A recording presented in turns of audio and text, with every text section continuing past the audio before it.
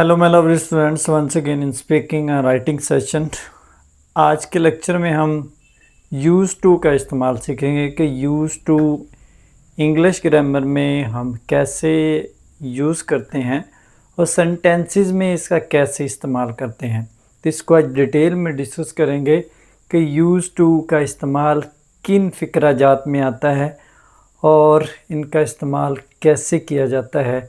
अगर फ़िक्रा आपको दिया हो उसको करेक्ट करना हो और बोला जाए कि आपने इसमें यूज़ टू का इस्तेमाल करना है तो आपको अंदाज़ा होना चाहिए कि ये कहाँ इस्तेमाल होता है और किस टेंस या किस फ़िक्रे में इसका इस्तेमाल किया जाता है। तो आइए सबसे पहले इसके बारे में जानते हैं कि यूज़ टू का इस्तेमाल हम कहाँ करते हैं। आम तौर पे यूज़ टू का इस्तेमाल जो पास्ट में जो आपकी हैबिट्स होती हैं उनको डिस्कस करने के लिए हम यूज़ टू का इस्तेमाल करते हैं। आपकी पास्ट में जो सिचुएशन थी या हैबिट थी उसको आइडेंटिफाइड करने के लिए हम यूज़ टू का इस्तेमाल करते हैं। इसको बनाने के लिए मुख्तलिफ मेथड्स यूज़ करते हैं। इसको पॉजिटिव सेंटेंसेस में भी इस्तेमाल करते हैं, नेगेटिव सेंटेंसेस में भी यूज़ करते हैं, इंटरोगेटिव सेंटेंसेस में भी यूज़ करते हैं।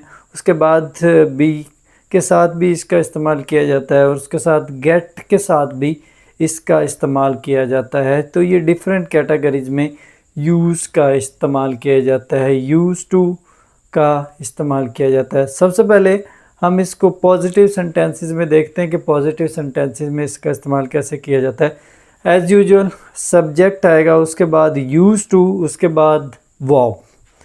सब्जेक्ट, यूज़ टू, उसके बाद वर्ब मीन्स ये पॉजिटिव सेंटेंसेस बनाने का तरीक़ाकार है।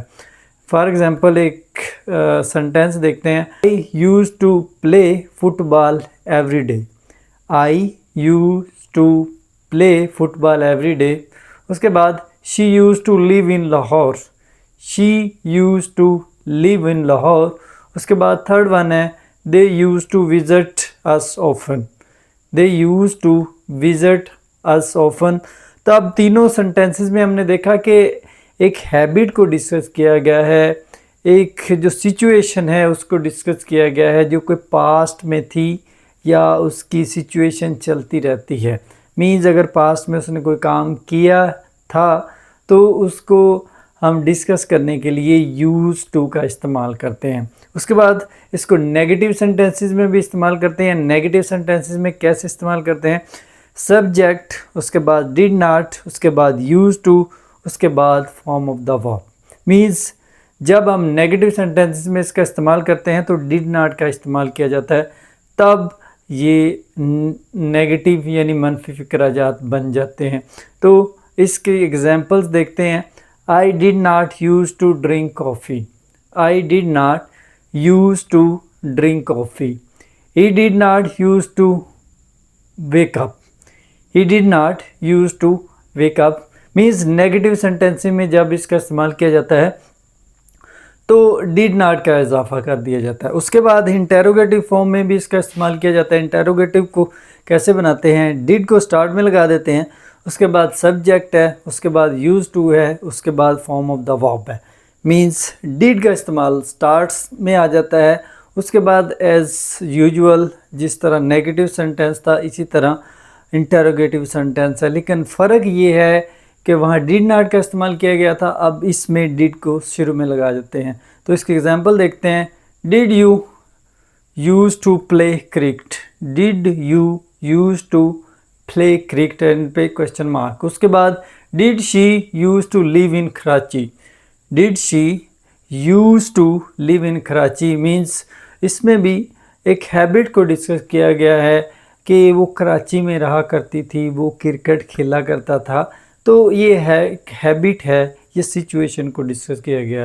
उसके बाद फोर्थ नंबर पे इसका इस्तेमाल बी के साथ भी किया जाता है। बी, उसके बाद यूज़ टू, उसके बाद नाउन, प्रोनाउन, जेरेंड और आईएनजी मीन्स इनमें भी इसका इस्तेमाल किया जाता है। मीन्स जब भी किसी आदत को डिस्कस करने के लिए हम इसका इस्तेमाल करते हैं, नाउन के साथ, प्रोनाउन के साथ, या जेरेंड है या आईएनजी है, तो मुख्तलिफ़ फ़िक्राजात में इसका इस्तेमाल करते हैं। फॉर एग्ज़ाम्पल जब हम प्रोनाउन या नाउन के साथ इस्तेमाल करते हैं तो सबसे पहले सब्जेक्ट लगाएंगे, उसके बाद एम, उसके बाद इज, उसके बाद आर, उसके बाद यूज टू, उसके बाद नाउन, उसके बाद वर्ब और उसके बाद ING.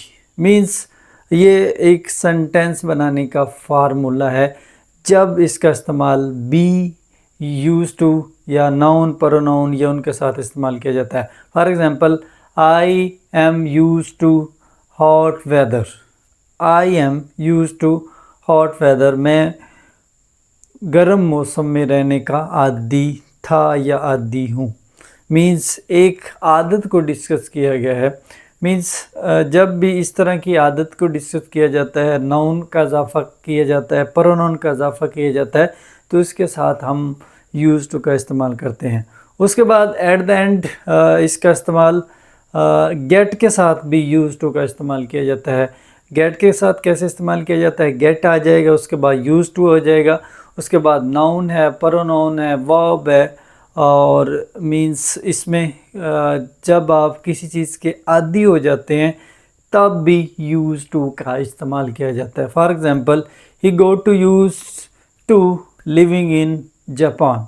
He got use to living in Japan means इसमें भी आपकी एक हैबिट को डिस्कस किया गया है कि वो जापान में रहा करता था या उसकी एक हैबिट है जापान में रहने की।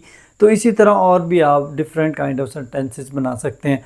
तो हमने 5 चीज़ों को इसको में डिस्कस किया।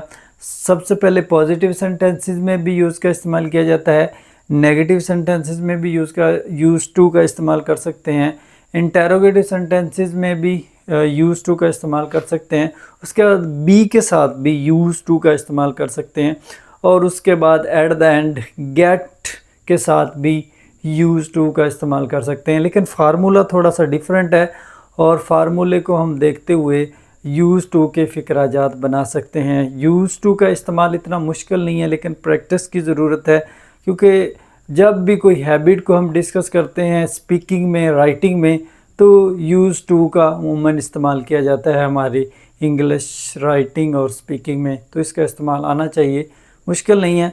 आपने भी इसी तरह डिफरेंट काइंड्स के सेंटेंसेस लेने हैं और उसको अपने सेंटेंसेस में डिस्कस करना है, एग्जांपल्स लेके उसको कोड करना है, ताकि आपको यूज़ टू का इस्तेमाल आ जाए, क्योंकि जितने ज़्यादा प्रैक्टिस करेंगे उतने ज़्यादा ग्रामर को हम सीख सकेंगे।